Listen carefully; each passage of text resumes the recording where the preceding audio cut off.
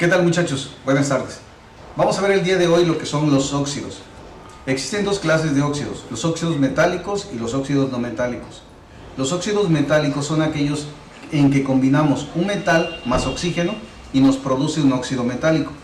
Los óxidos no metálicos es cuando combinamos un óxido no metálico más oxígeno y se produce un óxido no metálico. Vamos a dar ejemplos de ellos. ¿Recuerdan ustedes cuando vimos la tabla periódica? Como el grupo 1A, el grupo 2, el grupo 3, 4, 5, así sucesivamente hasta el grupo 13, y luego algunos debajo de una escalerita que está en la tabla periódica siguen siendo metales. Cualquiera de ellos podemos tomar, lo combinamos con oxígeno y formamos un óxido metálico. Por ejemplo, vamos a pensar que tomamos el sodio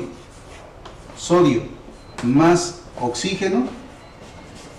¿Esto qué me va a producir? Me va a producir un óxido de sodio, o sea, un óxido metálico, porque este tiene propiedades metálicas. ¿Qué significa eso de que sea metal o que tenga propiedades metálicas? Es decir, por ejemplo, que tenga brillo, que sea dúctil, que tenga, o sea, que sea maleable también, que conduzca la electricidad. Eso es tener propiedades metálicas. Bien, entonces aquí sería, por ejemplo, Na y O. Para poder formar el óxido tenemos que considerar algunos puntos importantes. Por ejemplo, ¿cuál es la valencia o estado de oxidación del oxígeno? Casi siempre el oxígeno trabaja con valencia de -2. Solo hay un caso en el que trabaja con valencia de -1, que sería el agua oxigenada. No lo vamos a tocar, pero se los menciono. ¿Cuál es la valencia del sodio? Pues se encuentra en el grupo 1. Si se encuentra en el grupo 1, quiere decir que tiene un electrón en la última capa. Por lo tanto, su valencia positiva será de 1. ¿Por qué positiva? Porque está escrito del lado izquierdo. Del lado izquierdo se escriben los cationes. Del lado derecho se escriben los aniones. Entonces, su valencia será de +1. ¿Qué significa el +1?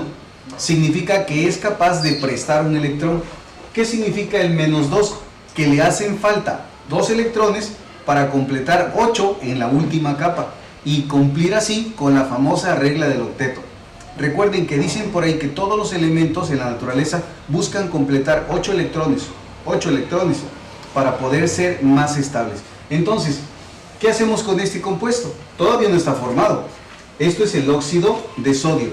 Para poder completarlo tenemos que copiar. Fíjate bien, este 2 lo escribimos como subíndice del sodio y este 1 lo escribimos como subíndice del oxígeno.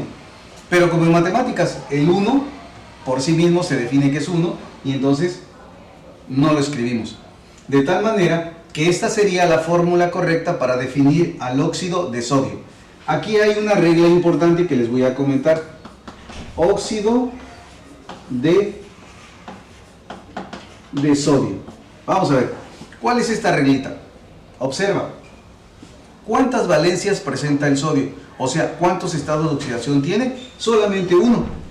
Y como solo presenta un estado de oxidación, +1, no tiene otro. Cuando sucede eso, no necesito agregar ningún sufijo, ningún prefijo.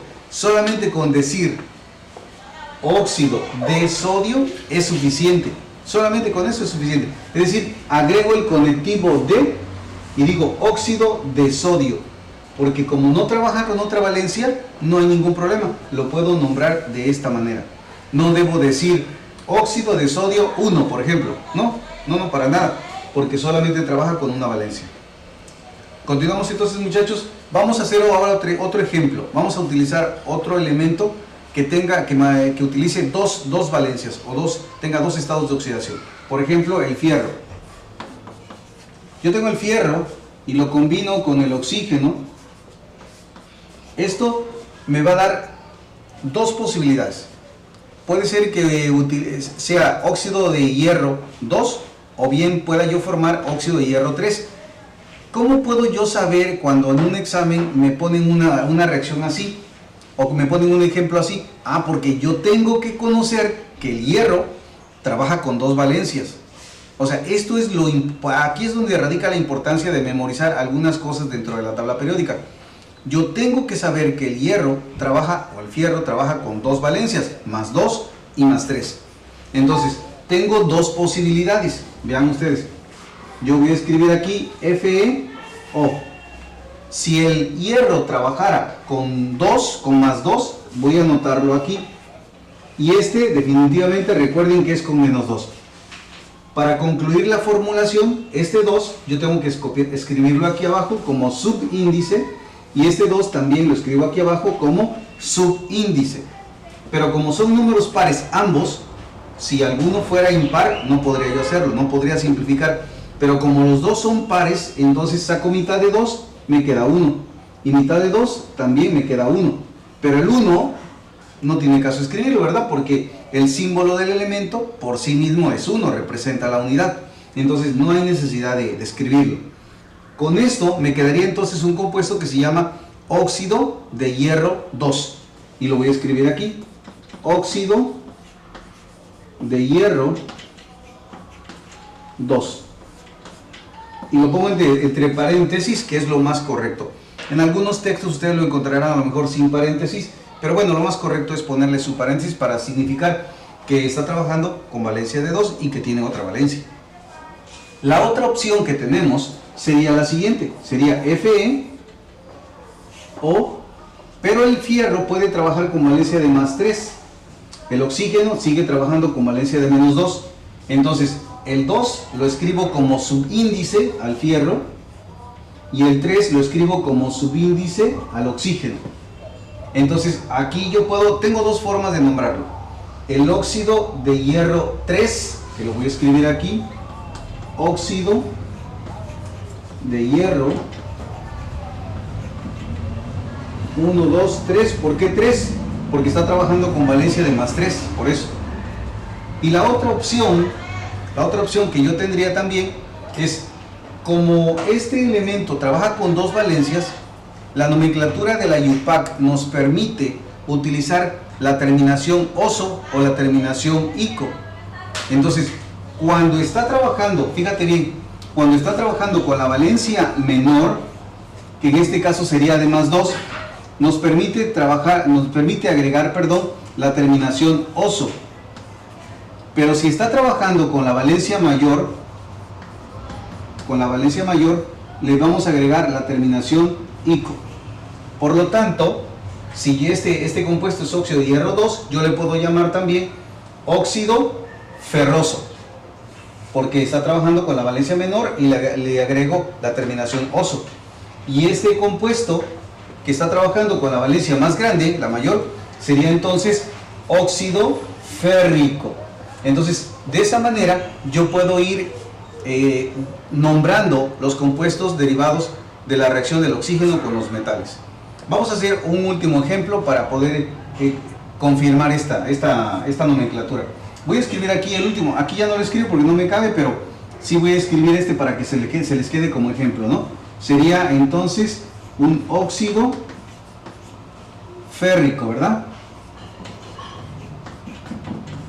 Férrico. Y terminamos, si se dan cuenta, le agregamos la terminación ico por lo mismo, ¿no? Vamos a hacer otro ejemplo, muchachos. Ahora vamos a utilizar un elemento que es muy común, que el cobre. El cobre lo tenemos en nuestra casa, en nuestra vida, cotidianamente hablando. Siempre estamos cerca del elemento cobre. Vamos a pensar en el cobre. Cobre, símbolo Cu más oxígeno. Flecha de reacción que se dice produce un óxido de cobre. Muy bien, CuO. Correcto, es un metal más oxígeno. Pero el cobre tiene dos valencias. El cobre puede trabajar con más 1, pero también puede trabajar con más 2. Entonces, ¿qué quiere decir? Que se pueden formar tenemos dos opciones, dos casos. Óxido de cobre trabajando con valencia de más 1, así. Este sigue trabajando con menos 2 y podríamos formar también el óxido de cobre, pero si trabaja con más 2 y este menos 2. Observen, son dos posibilidades porque el cobre puede trabajar con más 1 y con más 2. A ver, reafirmando esto, ¿qué significa más 1 y más 2? Son los electrones que puede prestar. ¿Y cómo sé cuántos electrones puede prestar? Porque en la tabla periódica el cobre está ahí establecido, está en el grupo 2 2A, bueno, perdón, 2B con la nomenclatura anterior o está en el grupo 12 actualmente hablando, ¿no? Bien, entonces vamos a ver, para concluir este ejemplo, este 2 lo voy a escribir de este lado aquí, lo copio como subíndice del cobre y el 1 como subíndice del oxígeno, pero recuerden que el 1 lo podemos omitir. Luego este 2 lo copiamos como subíndice del cobre y este 2 lo copiamos como subíndice del oxígeno. Como son números pares, lo podemos simplificar, mitad de 2, 1, mitad de 2, 1, y por lo tanto lo puedo borrar. Lo puedo borrar y me quedaría así. Ahora bien, ¿cómo lo voy a nombrar? Bueno, pues tenemos dos opciones, recuerden ustedes. Primero podemos decir óxido de cobre. A ver, comparándolo con el primer ejemplo, ¿podría yo dejarlo así como óxido de cobre? ¿Óxido de cobre? No, porque el conectivo D solo se va a ocupar para los compuestos en los que los elementos metálicos solo trabajan con una valencia. No puedo dejarlo así, tengo que decir qué valencia está manejando el elemento en ese momento. Entonces sería óxido de cobre 1. ¿Vieron? Ahora bien, la otra forma para poder nombrarlo sería óxido,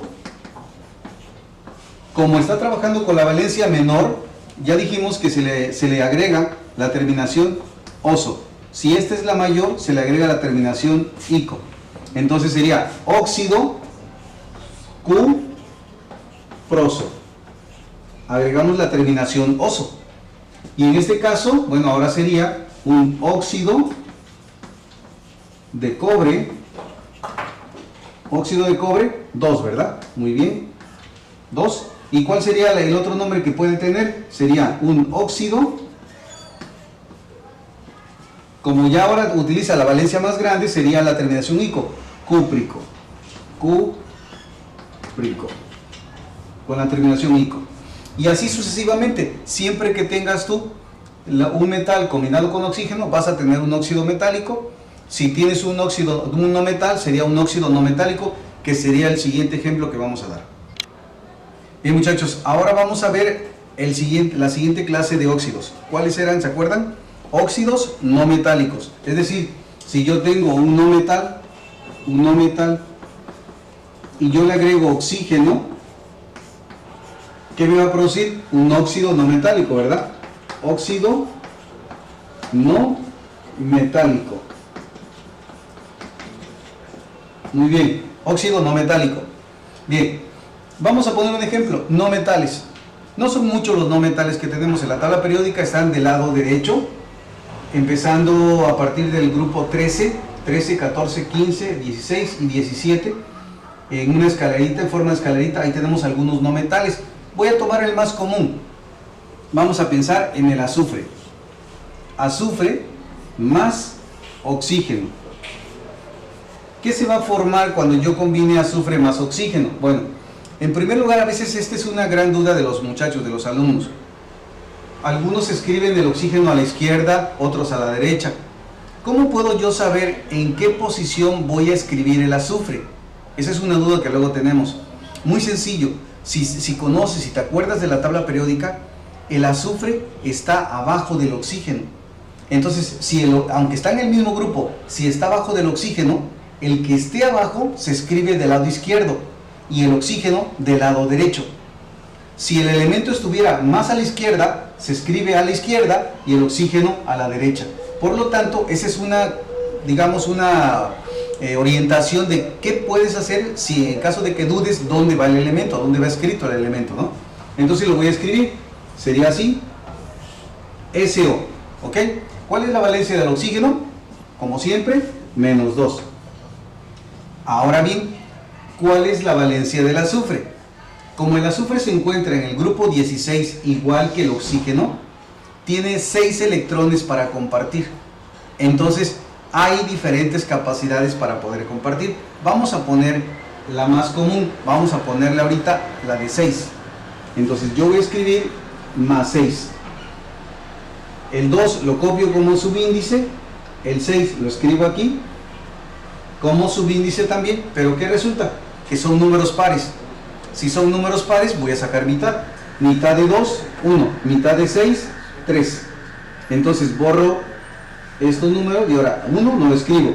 Y aquí voy a escribir el 3.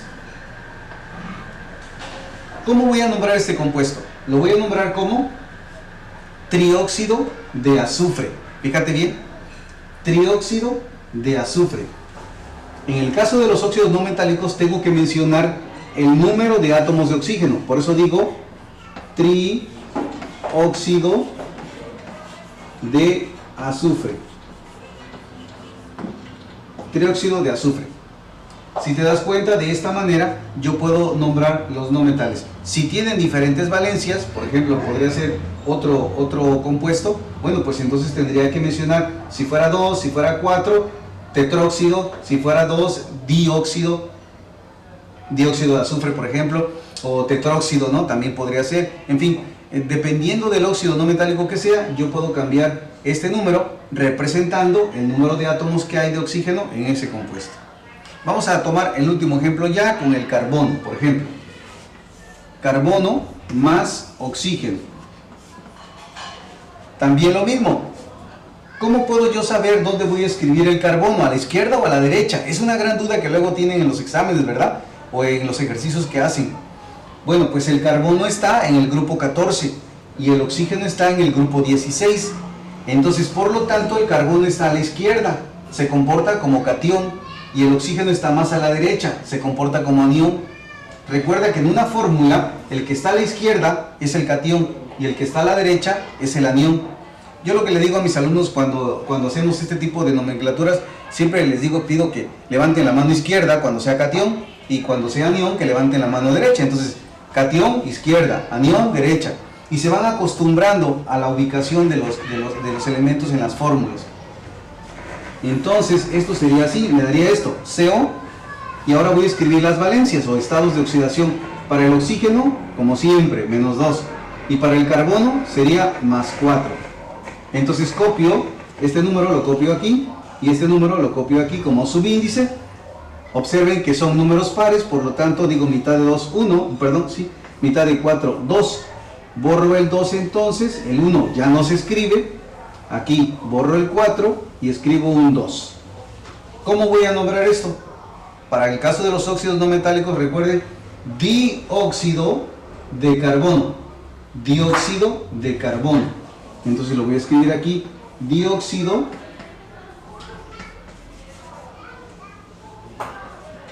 de carbono.